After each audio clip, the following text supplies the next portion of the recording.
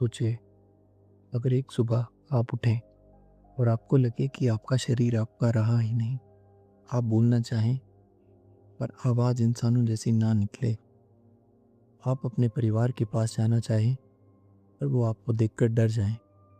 डरावना है ना? लेकिन यही हकीकत बन जाती है ग्रेगो सेम्सा की। सुबह का समय था, खिड़की के बाहर हल्की बारिश हो रही थी, कमरे में सन्नाटा पसरा था। ग्रेगो अचानक नींद से जागता है। वे अपनी पीठ के बल लेटा हुआ है, लेकिन कुछ अजीब है। उसकी पीठ कठोर हो चुकी है, जैसे किसी लोहे के खोल में बदल गई हो। वे गर्दन उठाकर नीचे देखने की कोशिश करता है और उसकी सांस अटक जाती है। उसका पेट फूलकर कई हिस्सों में बंट चुका है। जहाँ हाथ पैर होने चाहिए थे, वहाँ कई पतली कांपती टांगें फड़फड़ा रही हैं। वह इंसान नहीं रहा। वह इंसान नहीं रहा। वो एक भयानक कीड़े में बदल चुका है। लेकिन यहाँ कहानी मोड़ लेती है। रेगो चीखता नहीं, घबराता भी नहीं, भगवान को भी नहीं पुकारता। उसके दिमाग में पहला ख्याल आता है, नहीं, मेरी ट्रेन छूट जाएगी, बॉस गुस्सा हो जाएगा। यही है एक इंसान की जिंदगी, जो अपनी हालत से ज़्यादा अपनी नौकरी की चिंता करता है। रेगो एक ट्रैवलिंग सेल्समैन था। हर दिन लंबी यात्राएं, सख्त बॉस, अकेलापन, थकान। उसे अपनी नौकरी से नफरत है, लेकिन वे मजबूर है क्योंकि उसके परिवार की पूरी जिम्मेदारी उस पर है। उसके पिता का व्यापार डूब चुका है, माँ बीमार रहती है और छोटी बहन अभी पढ़ रही है और संगीत सीख रही है।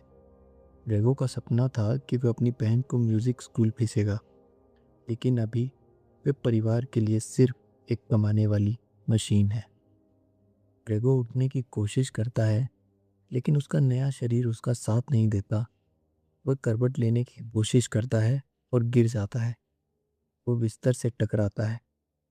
उसकी छोटी टांगें हवा में छटपटाती हैं। कमरे की घड़ी की टिक टिक जैसे उसकी असफलता पर हंस रही हो। बाहर से उसकी माँ की आवाज़ आती है, बेटा उठ गए क्या? वे जवाब देना चाहता है, हाँ माँ, बस उठ रहा हूँ। लेकिन उसके मुंह से निकलती एक अजीब डरावनी खड़खड़ाहट, जैसे किसी जानवर की आवाज़। माँ घबरा जाती है। पिता दरवाज़ा पीटते हैं। रेगो पूरी ताकत लगाकर दरवाजे तक पहुंचता है, चाबी को मुंह से पकड़ता है, धीरे धीरे घुमाता है। दरवाज़ा खुलता है और पूरा परिवार उसे देखकर जम जाता है। माँ चीखकर जमीन पर गिर जाती है। ऑफिस का मैनेजर डर के मारे पीछे हट जाता है। पिता की आंखों में गुस्सा भर जाता है। वो ये समझने की कोशिश नहीं करता है कि वे अब रेगो नहीं है। उसको सिर्फ उसका डरावना शरीर दिखाई। मैनेजर भाग जाता है। पिता छड़ी उठाते हैं और ग्रेगो को जानवरों की तरह हाँकते हुए वापस कमरे में धकेल देते हैं। दरवाज़ा बंद कर देते हैं। अब ग्रेगो अपने ही घर में कैदी बन चुका था। दिन बीतते हैं। अब सिर्फ उसकी बहन उसका ख्याल रखती है। वह दूध लेकर आती है, जो कभी ग्रेगो को बहुत पसंद था, लेकिन वह दूध देखकर घबरा जाता है। उसे सड़ा गला खाना अच्छा लगने लगा। उसकी बहन समझ जाती है अब भाई पहले जैसा नहीं रहा।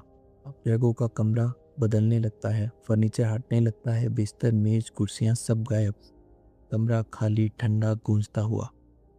रेगो दीवारों पर रेंगना सीख जाता है, छत से लटकता है, अंधेरा उसे सुकून देता है। वो इंसानों से दूर अपनी नई दुनिया में कैद हो जाता है। दूसरी तरफ परिवार की हालत बिगड़ रही है। कमाने वाला कोई नहीं है। पिता को नौकरी करनी पड़ती है, माँ सिलाई करने लगती है और बहन भी काम पर जाने लगती है। धीरे धीरे परिवार समझने लगता है कि ग्रेगो के बिना जी सकते हैं, और यही ग्रेगो उनके लिए बेटा नहीं, बोझ बन जाता है। एक दिन ग्रेगो कमरे से बाहर निकल आता है। पिता आग बबूला हो जाते हैं। वे फलों की टोकरी से सेब उठाते हैं और पूरी ताकत से उसकी ओर फेंकते हैं। एक सेब उसकी पीठ में धंस जाता है।